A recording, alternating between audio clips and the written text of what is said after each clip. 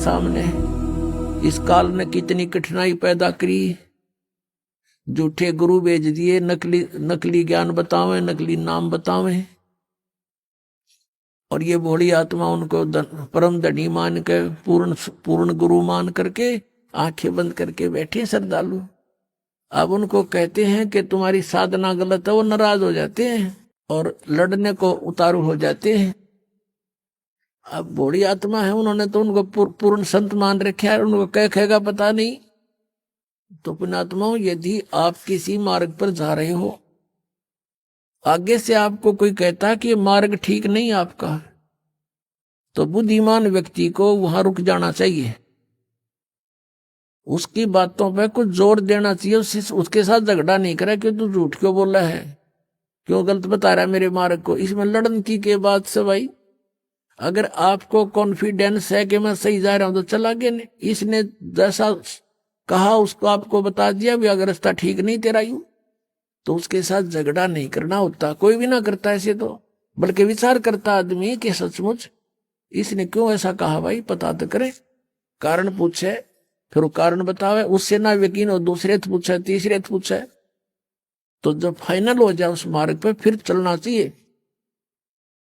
और इसी में यही बुद्धिमता है। तो पुण्यात्मा दास बार बार कह रहा है कि ना तो राधा स्वामी पंथ, दन दन सतगुरु पंथ, जय गुरुदेव पंथ वालों के पास मोक्ष मार्ग नहीं है, ये जीवन नाशक है, ये बिल्कुल, इनके नाम भी गलत, इनका ज्ञान भी गलत, और इनके प्रवर्तक की आपको दिखा दी तो शिवदयाल जी की के दुर्गति हुई कमरा, शिवदयाल जी की मरने के बाद वो भूत बन गया, और वो बलोचिस्तानी सामस्ताना खेमामल जी इंजेक्शन रिएक्शन से मृत्यु होगी। और एक और हुए उनके बाबूजी साहब, उसकी हिस्ट्री पढ़ लो तो वो कितने जन थे भुगत का मेरा। अब परमात्मा कहते संशय शोक सराय में सूतक दिन राती, और जीवित जग में जूती पड़े फिर जम तोड़े छाती। यह बिरन में हो ले गया संसार में, वो भूत बन के बुक्की में बोला है। और आगे कहते जम तोड़े छाती, यम के दूत बकल तारेंगे।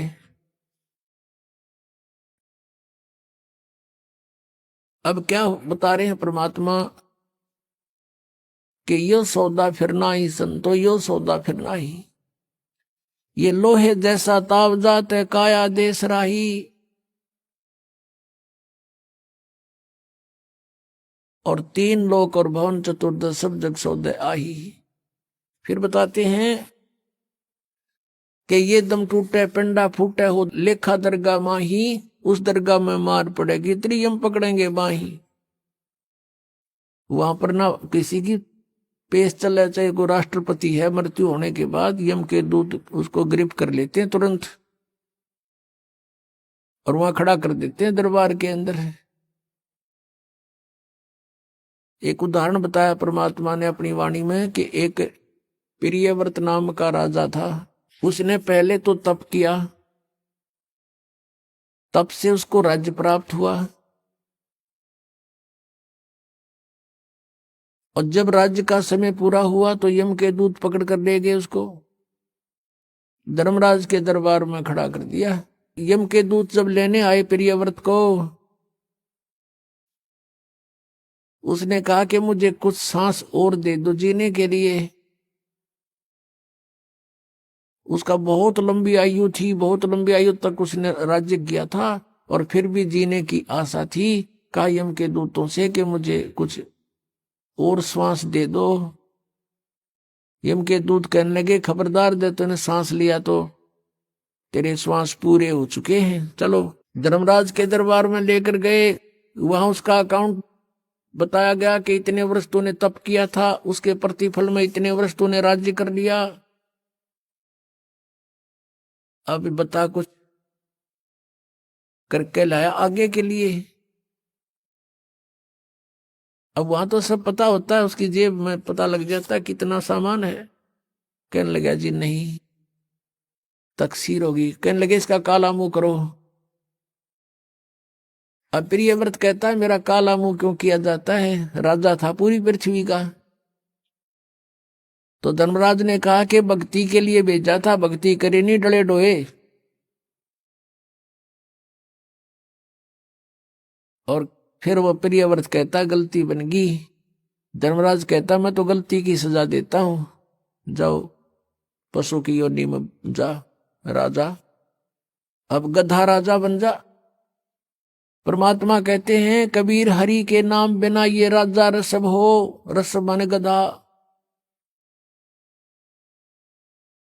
और मट्टी लदे को मार के और घास न डाले कोई।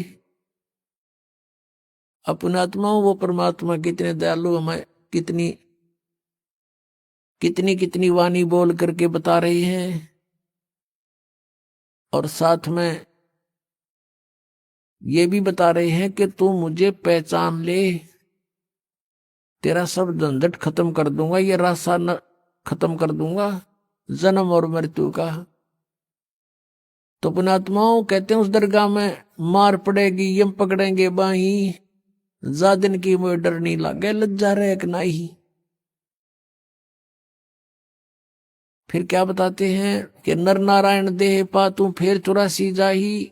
परमात्मा जैसा शरीर मनुष्य का शरीर आपको मिला है, परमात्मा का ऐसा ही मनुष्य सदृश शरीर है,